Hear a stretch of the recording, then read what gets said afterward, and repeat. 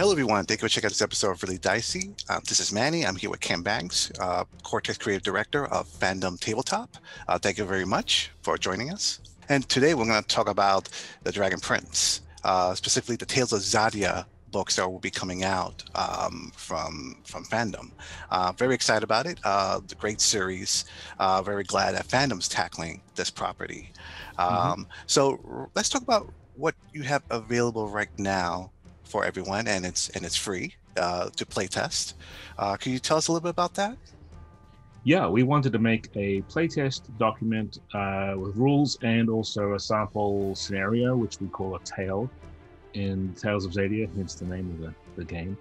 And so this was essentially with 6 pre-made characters. This was to let people try it out, give us their feedback if they felt that they thought the game was suitable for the topic, the genre, and the license, and gather feedback that way. We already had kind of decided that the rules were working just fine because it's Cortex. So someone was going to say, I think I'd like to use my favorite rule system, then we can't really adjust that. But a lot of it is like, does it feel good? Did you have a good time playing it? What kind of response?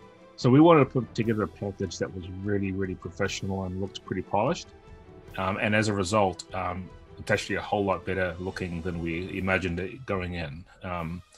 Playtests can be anything from a Word document saved as a PDF and distributed by email to something a little more substantial. And this one, for Tales of Xadia, we wanted to do that not only as PDFs, but also our entire website.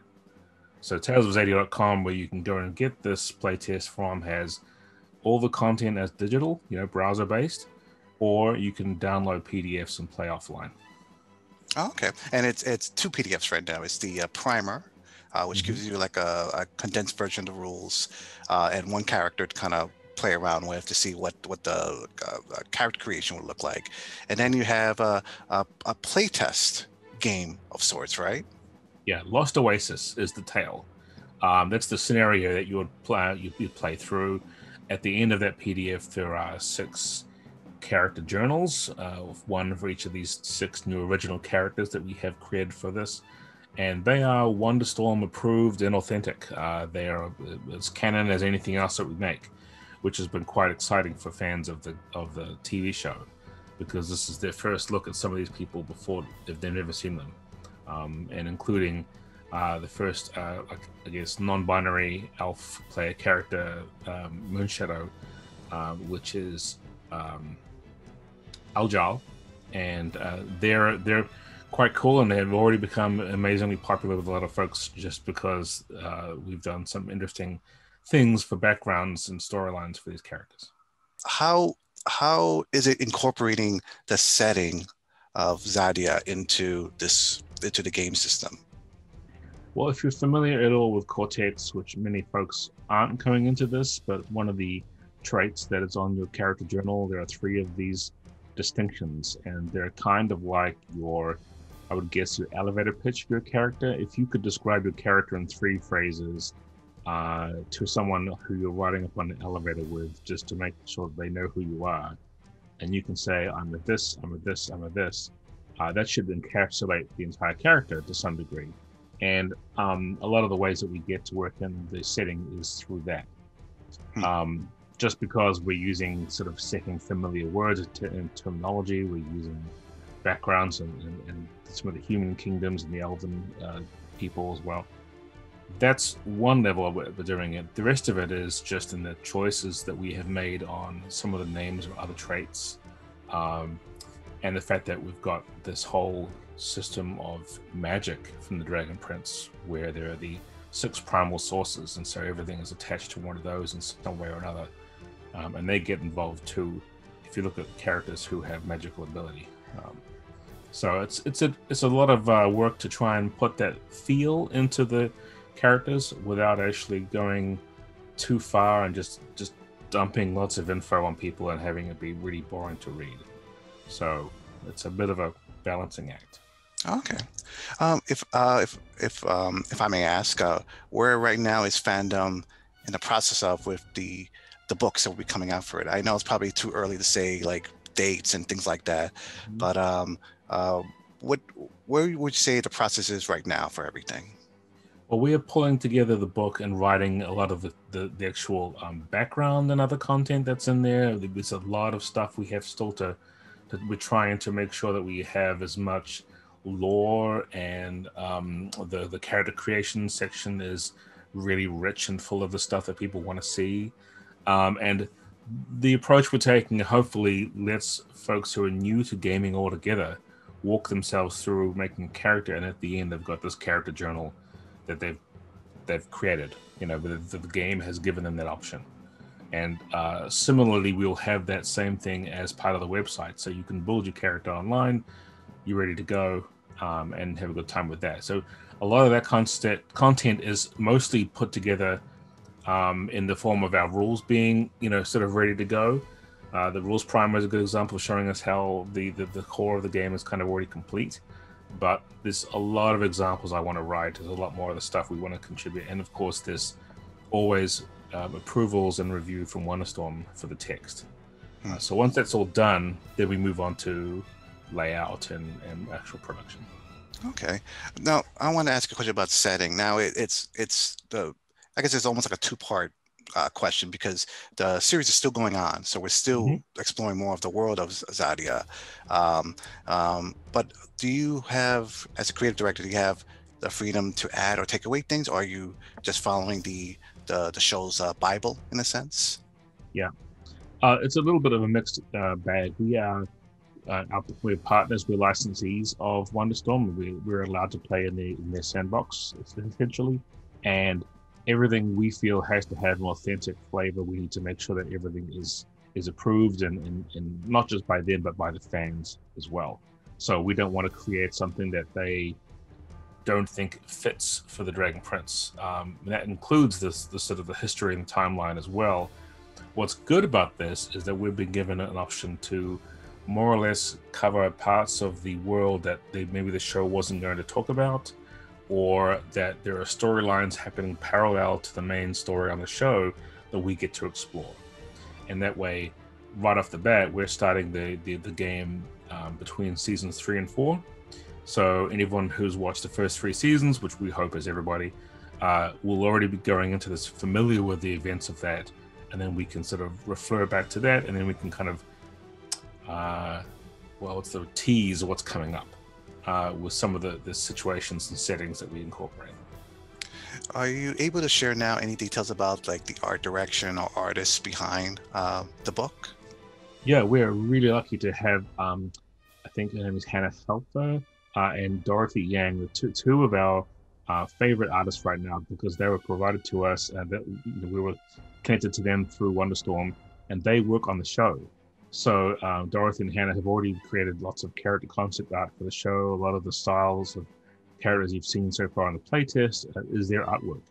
Now we do have things like stills and digital art assets and things from Wonderstorm for their extensive 3 seasons worth of the show, but we want to have original artwork too. So we can't take a character like Babacar, who is a Sunfire Elf Mage that I'm playing right now on the Roll and Keep live stream.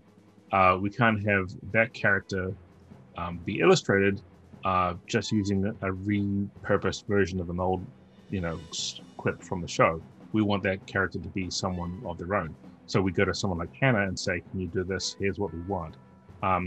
Tina, who is our art director, and she's responsible for the look and the feel of the Cortex Prime game handbook and also all of the projects we're doing.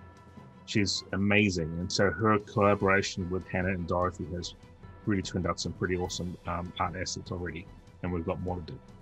Okay. Are you hoping that this will be, will this be Kickstarter? Is this going to be something that will be released to the stores immediately once it's done? Yeah, no, we won't be doing Kickstarter. We've got the resources and the support. We think that we can just go straight to having it, but we do have the pre-order. So a great way to lock that in and get it as soon as you want. And also to access the online website tools and other browser-based content is to pre-order at talesofxadia.com. And that way, as soon as we have it launched, you'll get that ready to go. Okay. again, this might be a little too early also. Add-ons, are you thinking about maybe like maybe dice or anything like that? Or is there any plans like that in the works for this? We definitely will have digital dice. We're looking into the really cool things we can do. Anyone who's familiar with D&D Beyond's recent feature of rolling dice across the screen and so on, and choosing to reskin them to be different colors and flavors, that's something we can certainly access. In terms of physical products, we haven't really gone into much discussion about what we might do. Obviously, we've got a physical book coming out, but a lot of the actual support will be digital in nature. So, you'll be able to sit around and play the game on a tablet, but also have your rule book and as a physical artifact. And so, we're trying to figure out that space to see what we actually need to have and what fans want to see.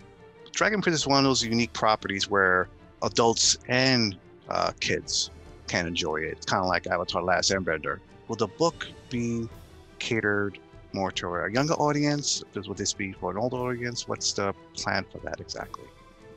One thing I have always felt is that you don't want to talk down to younger audiences. You don't want to treat them as if they're babies or don't understand what we're talking about. So much as the TV show is not sort of appealing to young folks because it is, dumbed down or anything, we won't be doing the same thing either. But we're obviously not going to be aiming at anything that's 18 plus, nothing that's too mature content. So kind of an all ages family friendly book, and the style would be one that both young readers and gamers can enjoy and won't feel as if the thing has been simplified too much for them or anything ridiculous. But also the adults will have a ton of fun playing it just as much as they like the show too. Okay. Is there anything that I haven't asked you they can share with us about the book? Any teases, anything like that? Well, I'll just try to think of something that would be interesting. I know that one of the things that people have asked us a lot about is dark magic. And if you're a fan of the show, you know that dark magic is quite interesting because it's almost like a seventh source of magic.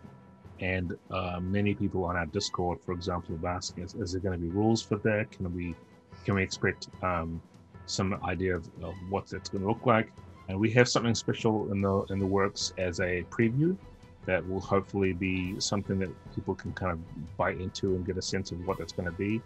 But much like magic in the sense of all the different primal sources, your character will use dark magic sort of like anything else, and you'll add a dice to your dice pool, and it'll be a tool you can use to achieve what you want.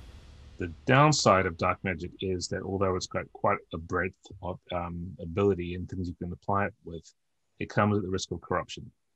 And a lot of folks have been saying, well, obviously it's not evil. It's the people who are using it. Their intent behind it might be good or evil. And Callan wasn't evil using it in the show and so on. To some extent, that's true. But I think that whenever you play with something like that, which draws on life forces of magical creatures and kind of has a kind of a pretty unsavory kind of origin, it does lead to you going down a path that maybe your character shouldn't have tried to do to start with. So we're really exploring that fine line and that balance between, I want to play a dark mage and have a lot of fun with, well, what's the cost? What am I going to be taking on if I do this? Excellent. Thank you so much for taking the time to talk to us about this. I know you and your team are very busy working on this, and I'm glad you can share what you can. And I'll put all the information in the description below. And to our viewers out there, thank you for watching. Stay safe and be careful out there. Have a great day.